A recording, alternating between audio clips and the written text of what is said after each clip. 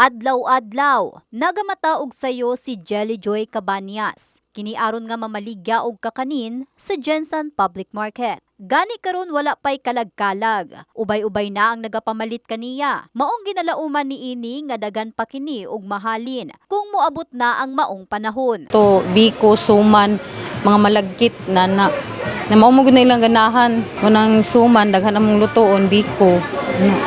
Putumaya. Oo, ang uban pod mga kuan, mga gihay nga tao kay pwesto ba ni amo adire. Murag kuan pod sila ba? Ganahan pod sila kaon na nga time mga malagkit.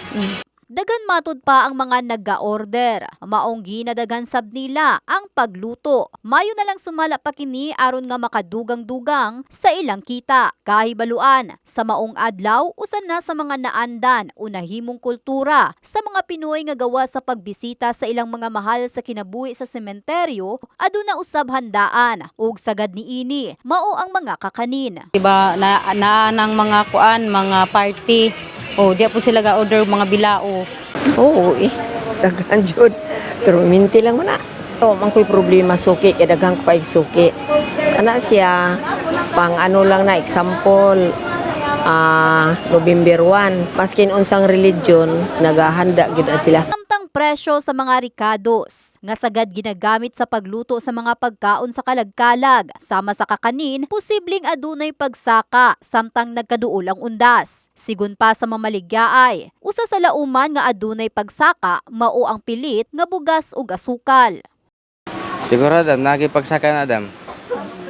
Wala po takabla kung tagpila ang presyo karon sa sunod nga third week. Sigdira po sila mag-expect sa mga demand kung mataas ba for daily. Basta padulong okasyon ana gid ang presyo nagasaka gid. Ang pilit ang nagamahal.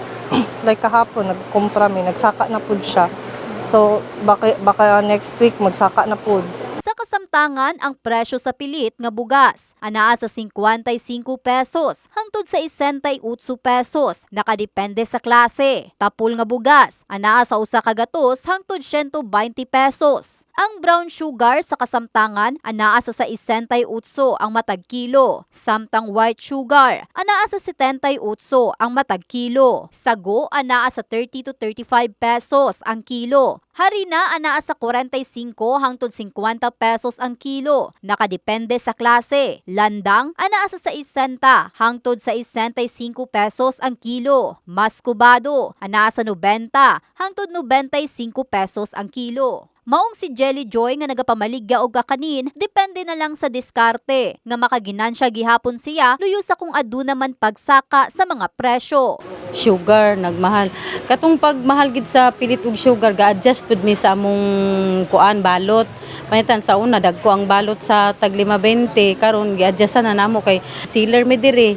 Ga wholesale price mi nya gan. Katong mga dalon og bukid kanang gaputpot, kanang ga kuan pinadala na mo sugahatag gid mi sa ilang wholesale price. Siyempre kung magmahal, mahal pud ilang baligya. Dili na po sila kaginansya di. Kami na lang mag-adjust pa hinay pa gagmay sa balot. In the heart of changing lives, kini si Russell Jean Mantile sa Brigada News Jensen, Brigada News.